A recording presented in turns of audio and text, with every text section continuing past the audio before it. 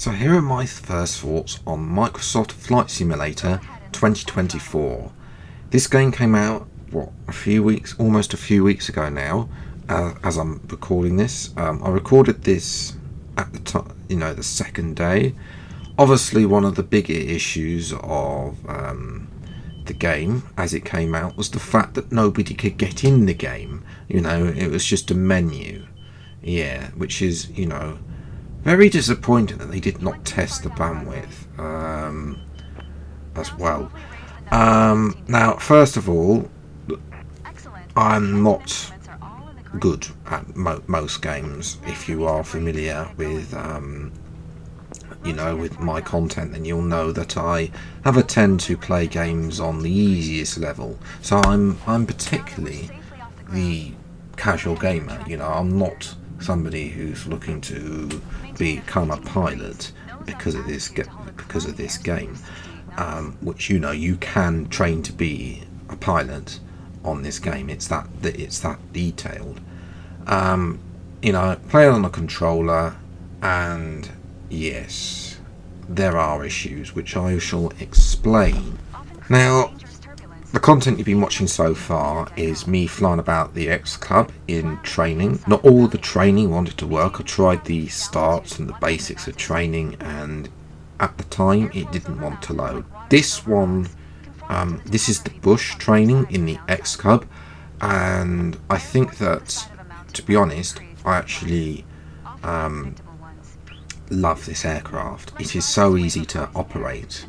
There's only really two levers that you need to worry about. That's this on your top left. There's a stick thing that does the flaps, and then there's obviously a on the left hand side, which you can't see at the moment.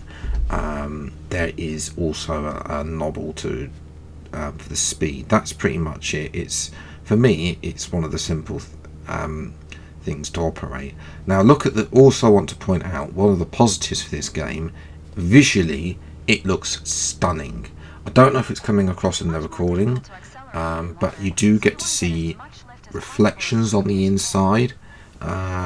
Yes, as well. I'm only recording this based off my Elgato, but I did see that. So that the visuals look amazing. The clouds, very realistic. Reflections as well. You can see their flap.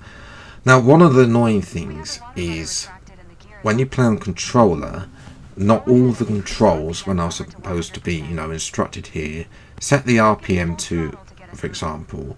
Now at this point, I'm spamming the A button, and the game is not registering. That is a problem, as well. In actual fact, I had to do this manually. I'm not even setting full throttle. But yes. Obviously, this aircraft can also land on water. Yes, there's the knobble that I was talking about. So obviously, obviously you got the gear stick. This is the throttle, so you can move it back manually.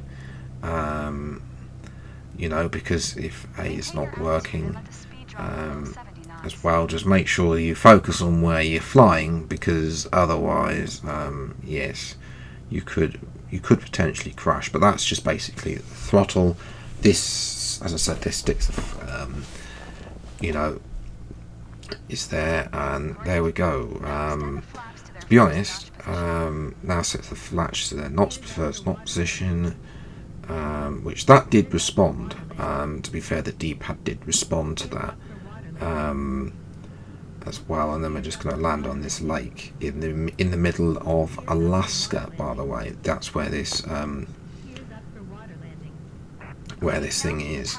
Straighten it out. There we go. I landed as well, and decelerating as well, to just bringing the plane to a stop. So yeah, to be honest, I actually like this aircraft, but not all aircraft are this easy. One of the biggest issues I have, as you can see here, we're in the French Valley, is helicopters. Helicopters are, for me, are notoriously difficult to operate. I mean, look at the colours down there, visually beautiful.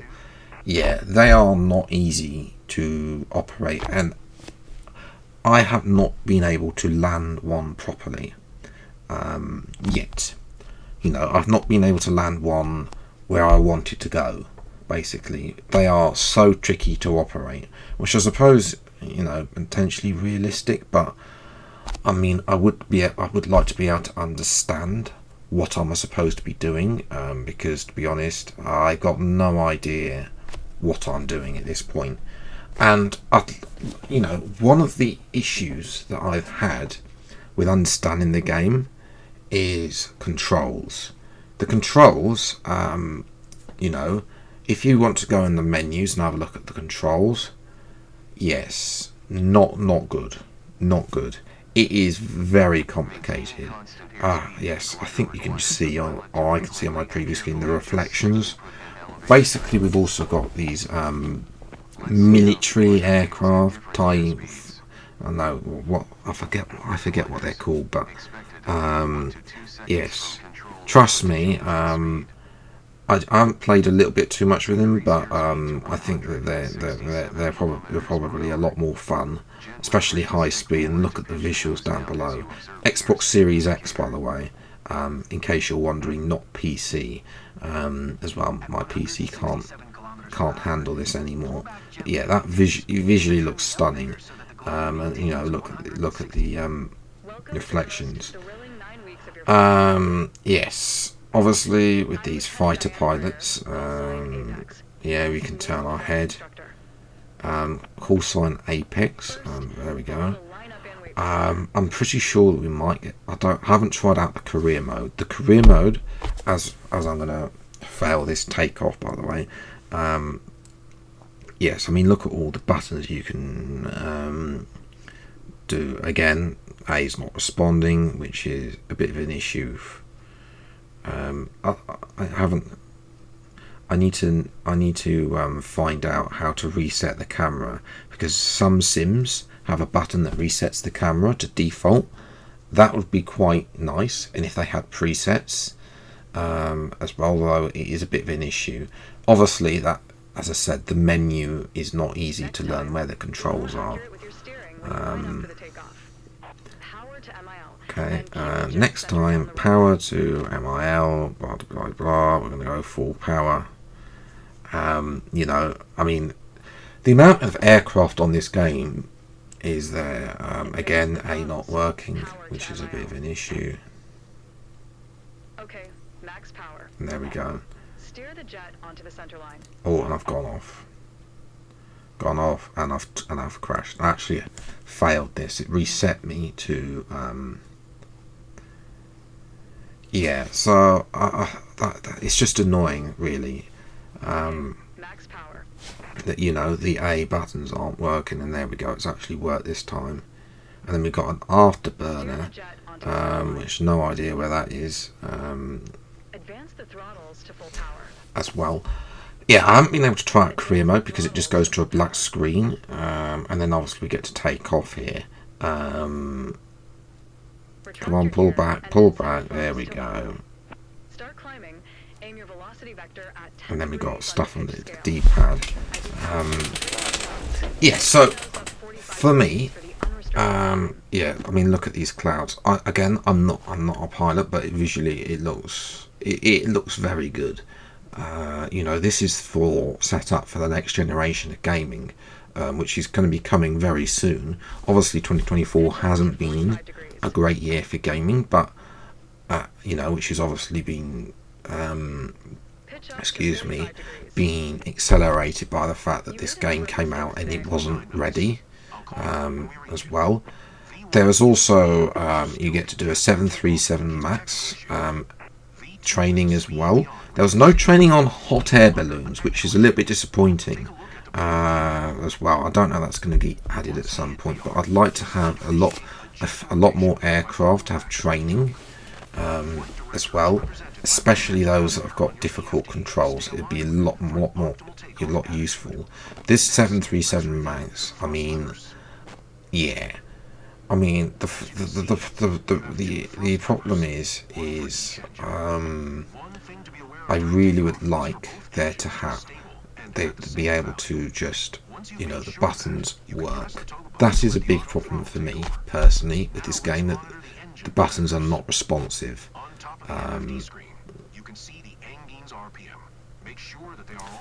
As well, and you can see here that I had to actually move the buttons manually. The remove the park and brake. I actually failed this because I went off basically like I did on the thing. Now, away from the training, we also got landing challenges as well. Now, this one is the Needles. It's off the coast of the Isle of Wight. There is a lighthouse off the edge, and this is a local one for me because I'm from Southampton, which is just across the water. Basically, we're currently located off the south coast of England. As you can see here, I'm just literally messing about in the helicopter. Yes, I have no idea how to land a helicopter. I'm actually almost going upside down, just trying to move about. It is, as I say, it's not easy, but there's several landing challenges as well. When you set up, I'm sure more can be added, and I think also other challenges can be added. There are some things where the community can add certain things as well, so a lot more of that is expected to come in the year, but in the following years that this game comes out, as well as I failed to, as I say, I've not landed successfully as well. We also have what I think is quite a nice feature, Explore, and again, some of these clouds are not quite realistic in this particular case.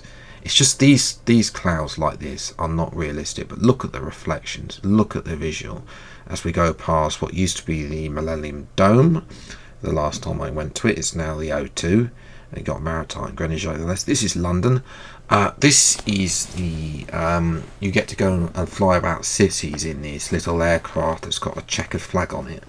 There are multiple cities around the world. Southampton is not one of them, unfortunately, but yes. Obviously there's multiple cities like Barcelona, Madrid. I think there's also a few smaller ones dotted about that. This is Canary Wharf in the East End of London. We better not crash in, otherwise some banker's going to have their Monday morning meeting interrupted, but there we go. As well, but look at the detail. They even got the Citibank. A few things maybe not fully rendered, and again, obviously some of these have been handcrafted assets. What I mean by that is they've been made purposely. They are not generic buildings. If you go into a more generic suburban area like we're about to fly over, it's very, very much generic housing that they've got. In particular, I think they've probably got like a few styles of housing, and they basically just plop them wherever buildings are on the image as well, and they put lakes in there. So that is something to think about there. If you obviously go and fly over your house, it's not actually going to look like your house. It's going to look something generic as well. I've not actually tested that out yet, but I'm there anyway. I mean, this is a flight sim, so well, back in the World War II, somebody flew over a bridge in Basingstoke, under a bridge rather in Basingstoke, and I think that flying Tower Bridge. I mean, why not? Let's fly in between the arches there. Very cool, and there's a shard on the left, and that whole walkie-talkie warning. As well, the Gherkin needs a bit more detail on there. Though, as I say, those yachts are possibly not accurate, and also the deepness of the water there. It looks like it's half dried out. We've also got these fun little racing challenges. The Red Bull racing thing hasn't done so. Yeah, I cannot I don't know if I've got the turning, but the good news is when I eventually crash for the first of 78 times, it means that it resets me and I can just carry on. There's no penalty obviously, but I mean, just look at this. Just, yeah, that's the controller not having enough turning as well. I think this is more set up if you've got a joystick, which I do actually have a joystick somewhere, so I don't know why that gate's been set. I know we missed the gate as well. That's not great. As well, why is that gate really low to the ground? I don't know, but I mean, look at this, more stunning visuals. I mean, the graphics for this game, fantastic, but some of the fundamentals, as well, as I've been actually managed to do that about 3.5 minutes behind the pros, basically. I mean, that's where I'm usually am, but there we go. As well, but yes, then we also have photo mode. This is where you have various challenges. Again, I'm in an aircraft and I've somehow going to land it for the first time, or crash, except it's this is Egypt. I don't know how to turn it off. This is the pyramids. Yeah, I mean, is there a button that you can turn off the rotors in here? Surely something. What about under this red thing? Rotor clutch off. Okay, I've got no idea. Master off. No, it's still going. Okay, well, we're just gonna ignore that. Nothing to see there. And you get to walk around as well. And they haven't though thought about there. I think it's still about see the helicopter whirring away there, spewing sand. So you can walk through anything as well.